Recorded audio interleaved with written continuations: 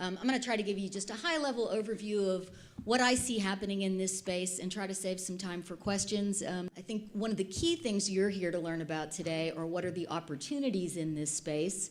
And so before we get there, I'm going to try to do two things. I'm going to share at a high level what I think some of the challenges are, and then I'd love some feedback on what you see as the challenges in this space. And more importantly, then describe from my perspective and the agency's perspective what's happening in this space and portfolio.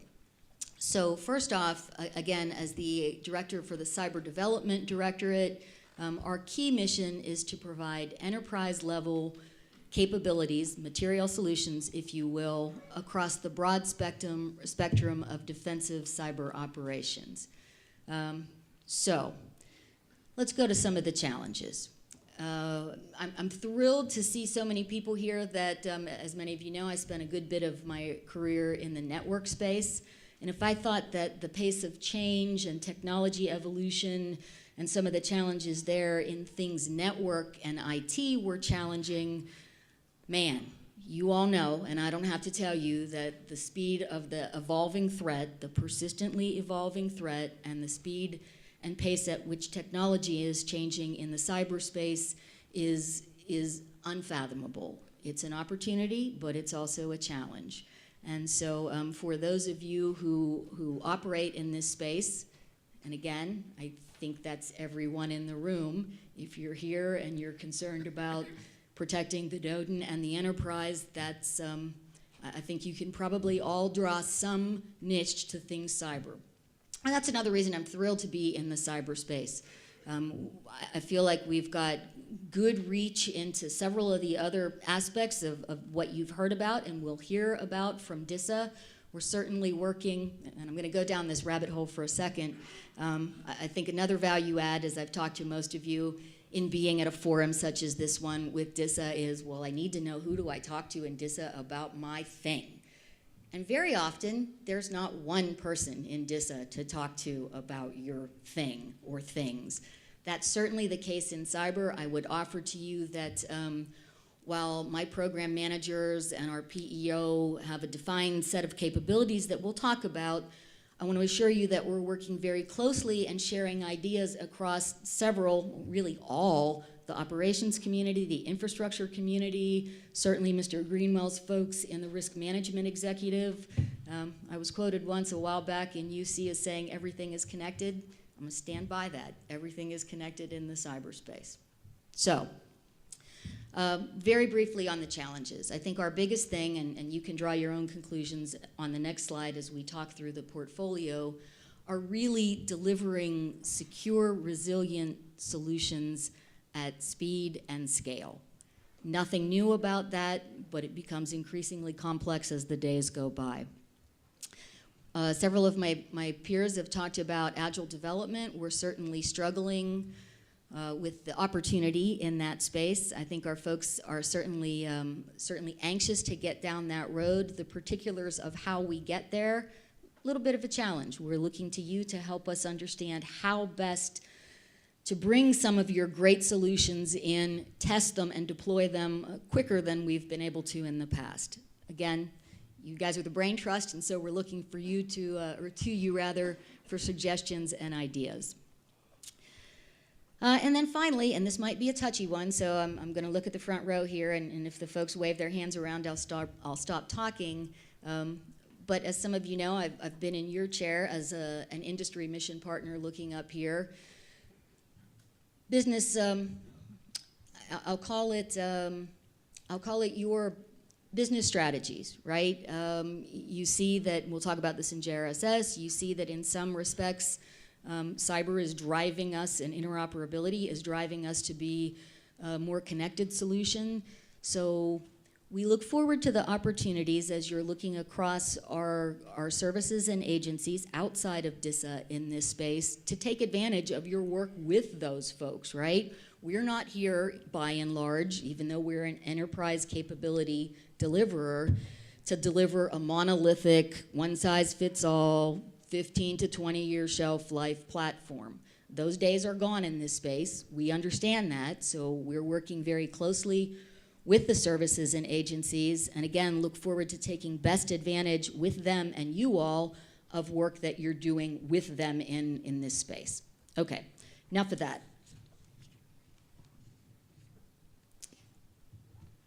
All right, this is an incredibly complicated slide, so you can dive deep in the pieces of it, but I'm going to start at the upper right hand and just go around and hit some of the highlights of what I think are important or transformational on the horizon in this portfolio. So we'll start with perimeter cybersecurity. And again, I've got 5 or 6 slides that talk about some near-term specific opportunities across this portfolio. This slide's going to be high level. Okay, so we've spent probably the past, I'd say 10 to 12 years doing some exceptionally important work in the perimeter space. Much of it partnered with our colleagues at NSA, certainly with Cybercom now. Excellent work. This work will be with us. I'm thinking break and inspect, much of the work at the IAPs. Very good cybersecurity work that our operators and analysts across the department are consuming real time right now.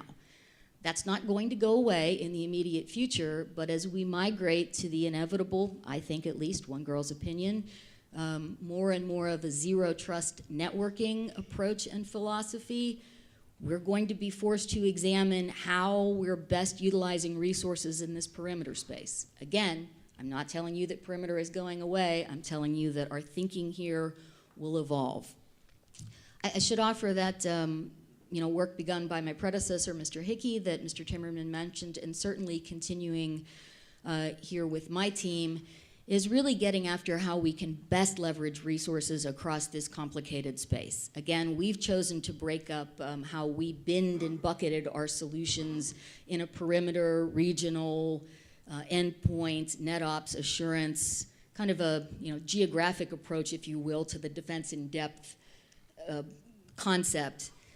Great, got to start somewhere, and I think we're doing reasonable work, but as all of these solutions develop, and those of you who are delivering capability and evolving technology in this space know, these are beginning more and more so to bleed together, right? So we don't have those nice, crisp, shining demarc lines, and part of our opportunity space, if you will, is to look at where and how we can converge things across these various categories.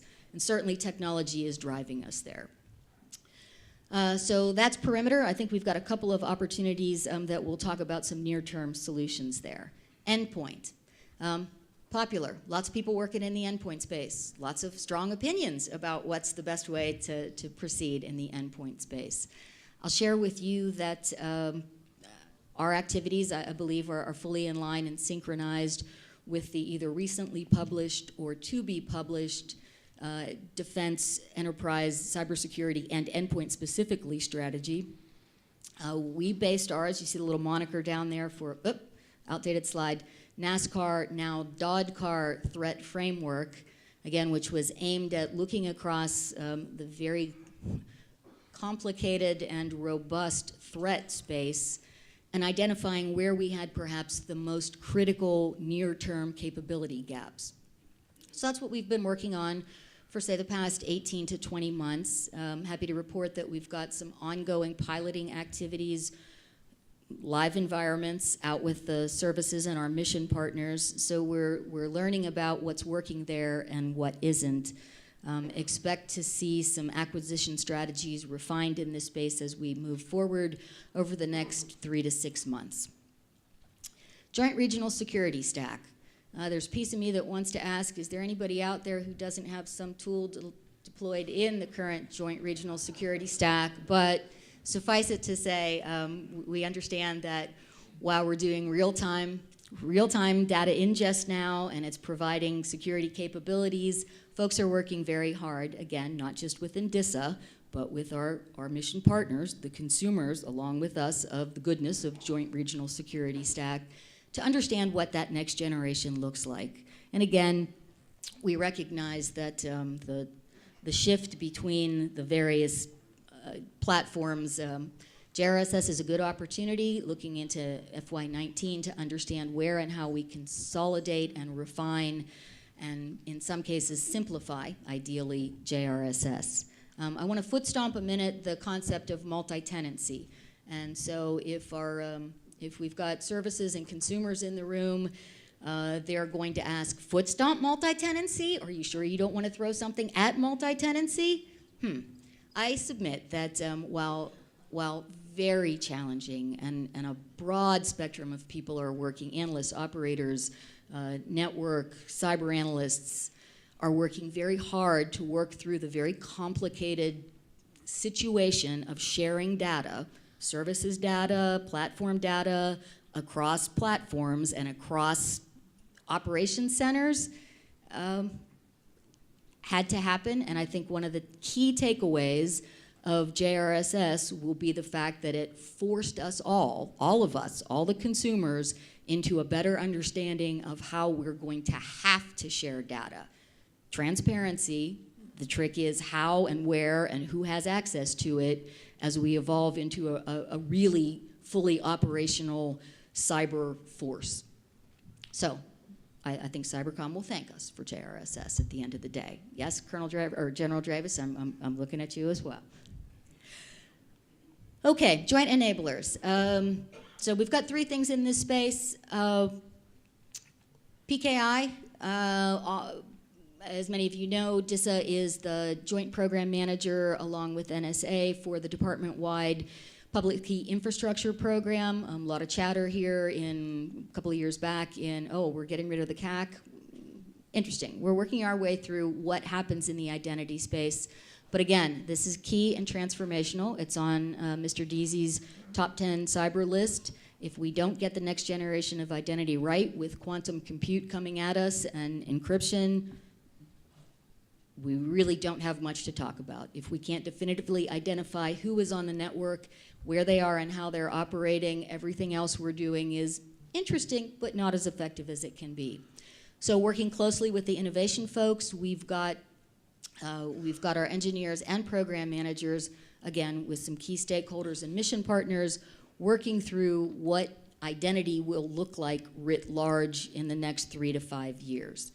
The near-term opportunities we'll talk about in PKI really involve operations and some refinement and efficiencies in our current mission space, but next-gen identity, again, working continuous multi-factor authentication and several other emerging technologies with our innovation folks, key and strategic in this area. We've got a couple of opportunities that we'll talk about in cross-domain enterprise solutions. I talked about understanding that these aren't monolithic, static, one-size-fits-all solutions that we're rolling out here.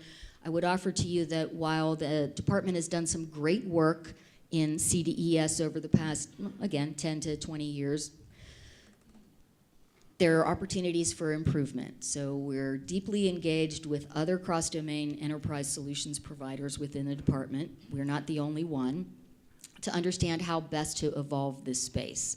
Again, I think that's a multi-year effort. The things we'll talk about are some efficiencies in our current platform, but again, we're engaged in how do we roll out next generation cross-domain solutions in a way that doesn't require a 20-month development and approval process. The threat doesn't wait that long. Our mission partners don't wait that long. We're aware of that, and we're engaged and trying to refine that. Lastly, in joint enablers, we're very fortunate to have a strategic partnership with the Marine Corps and operate part of the PCTE, Persistent Cyber Training Environment. Our cyber range at Quantico has given us a great opportunity to, I hope and think and continue to evolve more agile testing and development solutions outside of our own lab environments. Need all of those spaces to get things out the door quickly. I would foot stomp as well, virtualization, and I missed the opportunity to talk about some goodness in JRSS. We had a slide up and several folks have touched on the importance of AI and SDE and virtualization as we move forward. Proud to report that we were able to virtualize the complicated JRSS stack at our cyber range, and so we see more of that in the future. Those of you who are offering solutions, Jake will talk about mobility in a moment. Great that you've got solutions. If they can't be mobilized and they can't be virtualized, it creates extra spin, churn, and time delay for you and for us. So some work happening at the range and some additional opportunities to test out our virtualization there. I'll spend just a second on cyber net ops and assurance and analytics. The foot stomping moniker here is we're looking for convergence opportunities and efficiencies. The nature of the network as it's grown up, we've of course deployed lots and lots of platforms. Charles will talk to you about some efficiencies that we're looking for there. It's been our experience that you can relate to this, I'm sure, that the tools convergence lag, right? We can get 9/10 of a platform out, but that 1/10 that's left, we hold on to our legacy tools and platforms. And we've never met an operator that didn't love their tool and their data, right? So once they have it, pulling it back is always a challenge. Please know that it's not because we're not committed to getting after that. We absolutely are. Looking for your help and suggestions in how we get a broader suite of capabilities out there in a less complicated fashion. So be us for a minute, live with some of that legacy stuff as you're helping us to work through it. Your great solutions, telling you what you already know, but your great solutions that we can't easily ingest into our environment, complicated for everybody. Okay, what am I missing here? Won't go in any great length into mobility. Jake's going to do a fabulous job of talking to you about that.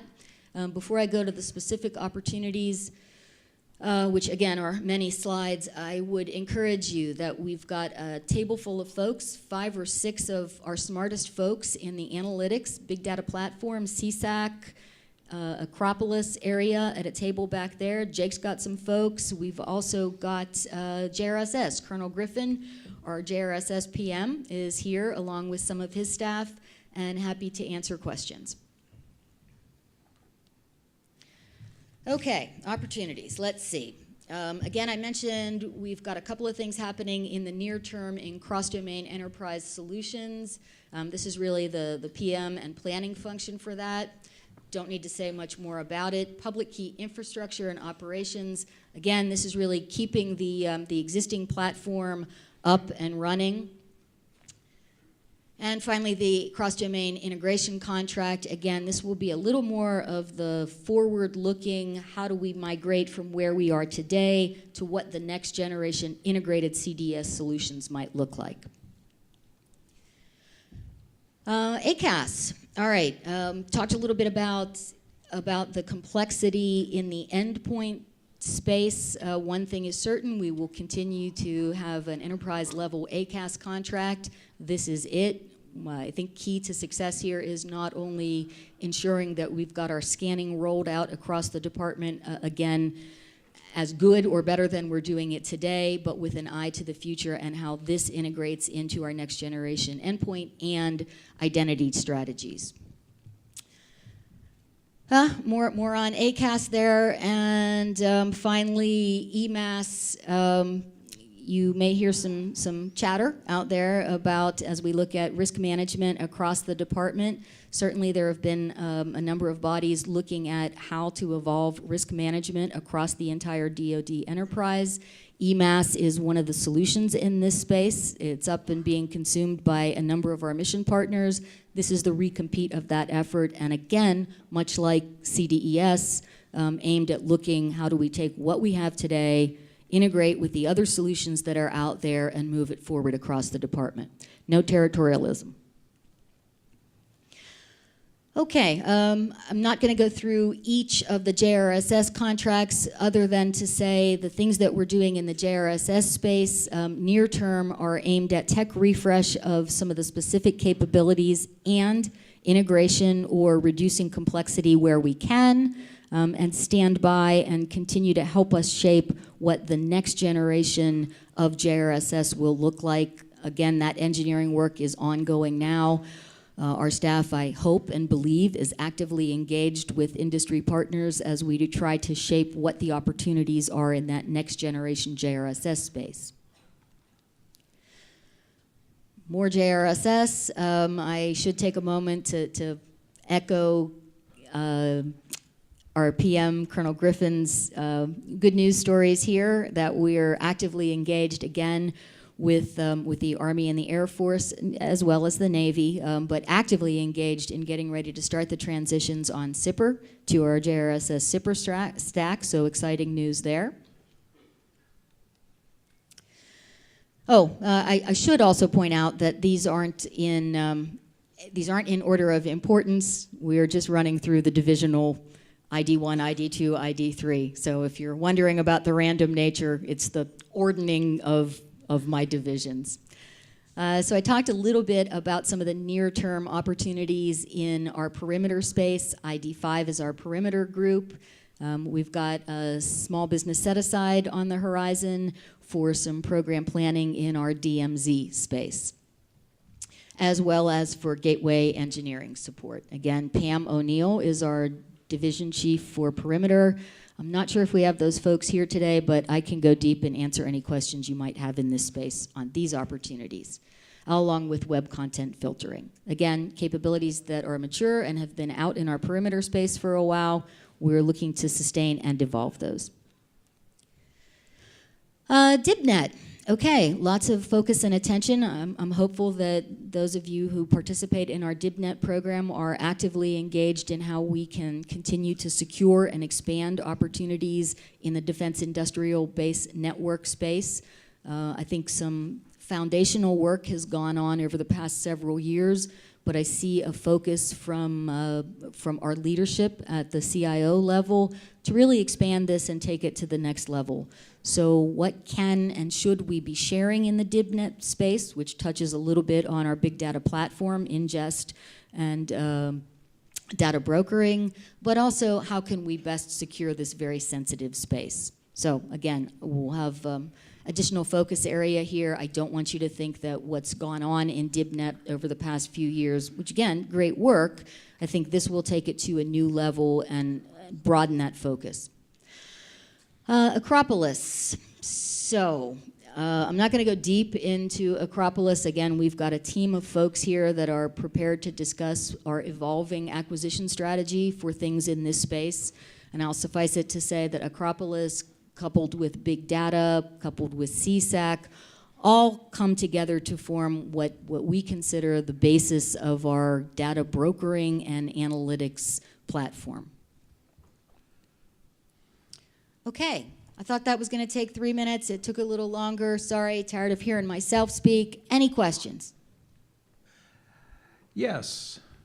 What programs are available to address telephony cyber issues such as telephone denial of service, spoofing, etc., where DoD networks intersect with commercial voice systems?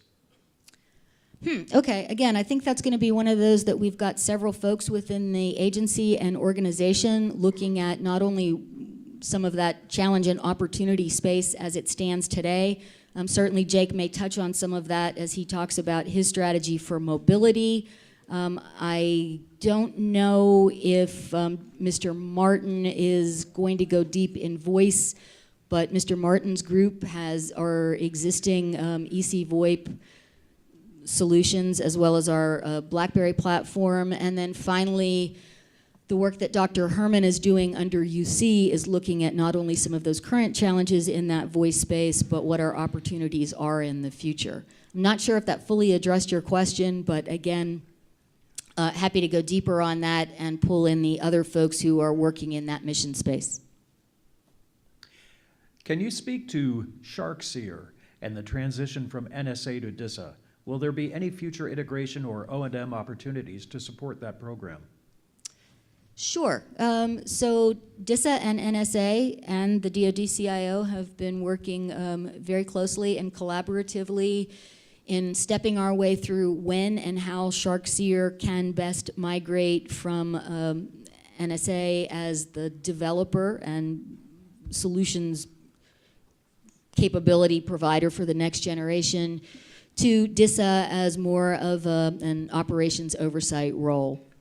So the details of that are still pending as we work through the issue cycle and decision cycle, but we feel that we're well prepared to pick up and take over the operations role for SharkSeer there will definitely be opportunities for integration. As I've mentioned several times throughout this long talk, we're looking at convergence and where and how capabilities overlap and come together. So SharkSeer we certainly see as, again, we've worked very, very closely. It's up and running currently, but as we're developing and evolving our next generation data brokering, data management solutions, endpoint solutions, we think SharkSeer is a pivotal key puzzle piece in that role. So it, like everything else we're looking to evolve and integrate, presents an opportunity.